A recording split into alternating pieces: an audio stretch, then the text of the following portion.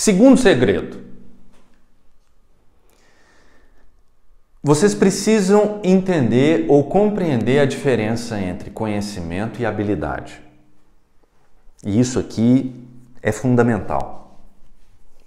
Também pouco trabalhado na faculdade, por incrível que pareça, né? Conhecimento e habilidade.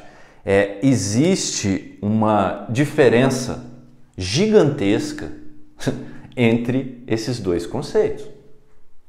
Né? O conhecimento é um saber.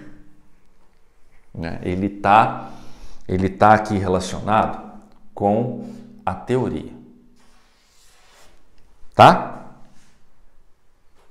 Ele está relacionado com a teoria. A habilidade, ela está relacionada com a prática.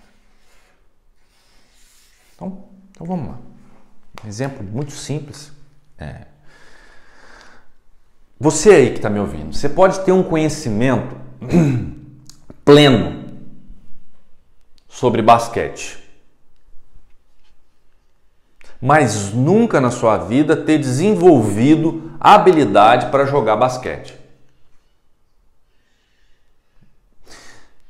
Se você for convidado para participar de uma partida de basquete, por mais que você tenha um conhecimento pleno sobre, por exemplo, os fundamentos, quais são as regras, o que rege aquele esporte, por mais que você seja um exímio conhecedor disso, talvez até um professor disso, sem habilidade, você não vai conseguir talvez fazer uma cesta sequer.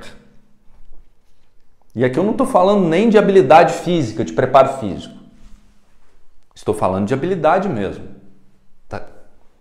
Já que a gente está falando aqui de habilidade de basquete, Kobe Bryant, um dos maiores jogadores de basquete da história do mundo, né? Faleceu num acidente de helicóptero, acho que em janeiro desse ano, né? Kobe Bryant, numa entrevista, ele falava que aos 11 anos de idade, ele disputou um torneio de verão, né? Torneio de verão dos Estados Unidos, não fez uma cesta sequer. E aí, interessante, né? Mas nenhuma. Ele já tinha conhecimento, ele já tinha conhecimento, mas ele não tinha desenvolvido as habilidades necessárias para ser um jogador de basquete.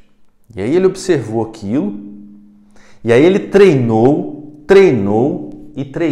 e aos 13 anos de idade, ele já era, né, o melhor jogador de basquete do seu estado. E aí ele continua fazendo esse treinamento.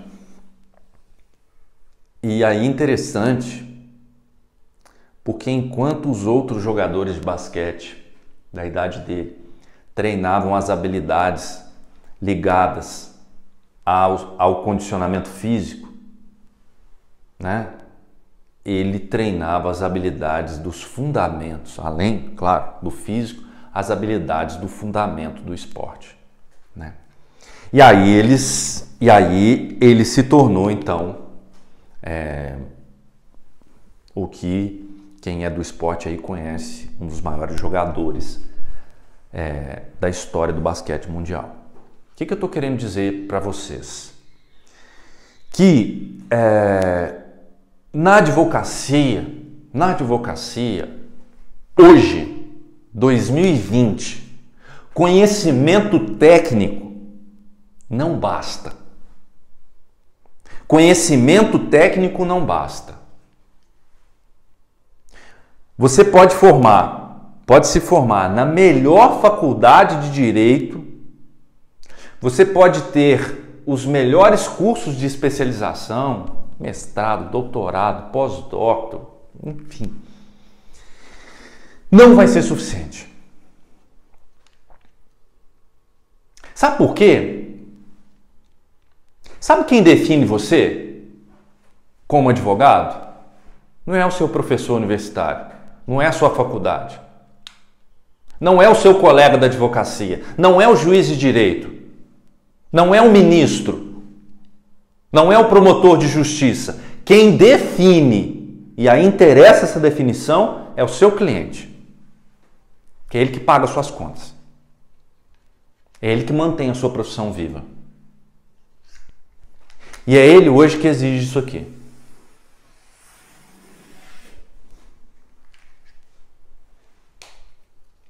Essa faculdade de direito ultrapassada, do século passado, que fica focado nisso aqui, conhecimento técnico,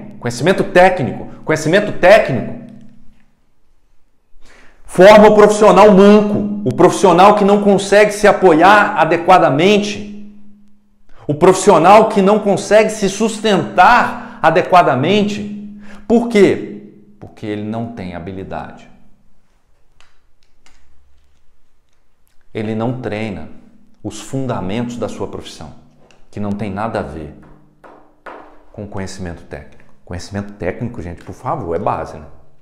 O advogado e a advogada precisa ter conhecimento técnico, óbvio. Quanto maior esse conhecimento técnico, melhor, óbvio, não é isso que nós estamos dizendo. Nós estamos dizendo que ele precisa estar associado com a habilidade. Qual que é a habilidade? Entender a dor do seu cliente. Escuta ativa, uma visão holística. Quem tem só conhecimento técnico, por isso que ele tem muito processo judicial. Porque ele não consegue dissociar a sua advocacia do judiciário. Ele não consegue se desvincular do judiciário, porque na mente dele, advogado é interpretador de leis, advogado é aplicador de hermenêutica. Advogado e código são quase duas coisas inseparáveis. E aí quando ele vai estudar, quando o advogado, eu preciso estudar alguma coisa, né? Já tem um ano que eu fiz uma especialização, preciso fazer outra. Aí ele vai procurar lá alguma coisa relacionada com conhecimento técnico. Ele nunca treina isso aqui. Inteligência emocional parece que é coisa assim, de outro mundo, né? Por isso que a gente criou, por isso que a gente fala às vezes, né? Da advocacia Plutão. Advocacia Plutão. O que é a advocacia Plutão? É uma advocacia, é um profissional que se estabelece completamente distante de todo o sistema que ele vive.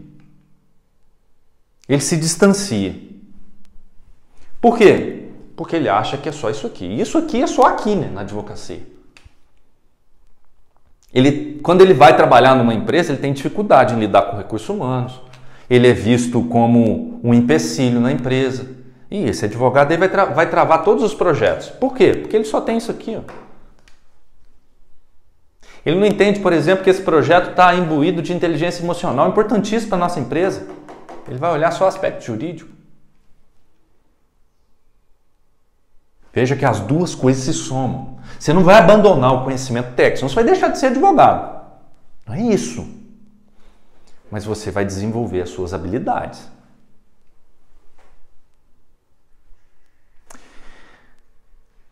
Muitos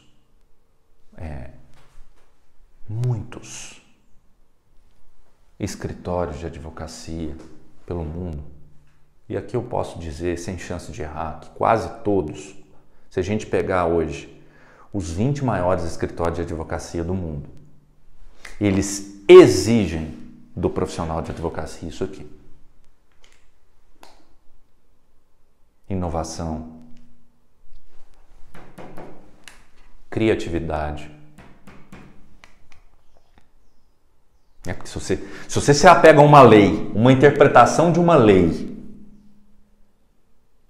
por exemplo, quando você vai estudar inteligência artificial, se você se apega a uma lei da década de 80, que está em vigor, nossa, mas na década de 80, nós estamos falando de inteligência artificial agora, como é que faz? Se você se apega a isso, se você não tem uma visão holística, você vai ser substituído. Né? Então, saber diferenciar o conhecimento da habilidade é fundamental. Então, a maneira não saudável de se fazer é ignorar hoje, na advocacia. A maneira não saudável de se exercer a advocacia hoje é se ignorar a habilidade e trabalhar só com conhecimento técnico. A habilidade aqui da hermenêutica eu nem considero, eu considero ela aqui, dentro do próprio conhecimento. Advogado que sabe a lei de cor, mas não sabe interpretá-la, um simples decorador, não precisaria nem formar em direito, né? Então ela está aqui. Essas habilidades que eu estou falando são aquelas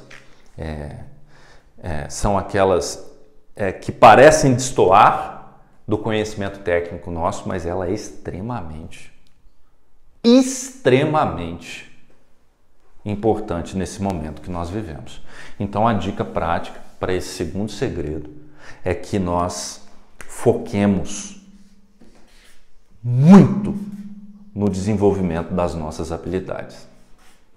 Porque são essas habilidades que, latentes em nós, colocadas em prática, aí sim, elas vão acessar o nosso conhecimento jurídico e aí nós vamos trabalhar a dor do nosso cliente com maestria.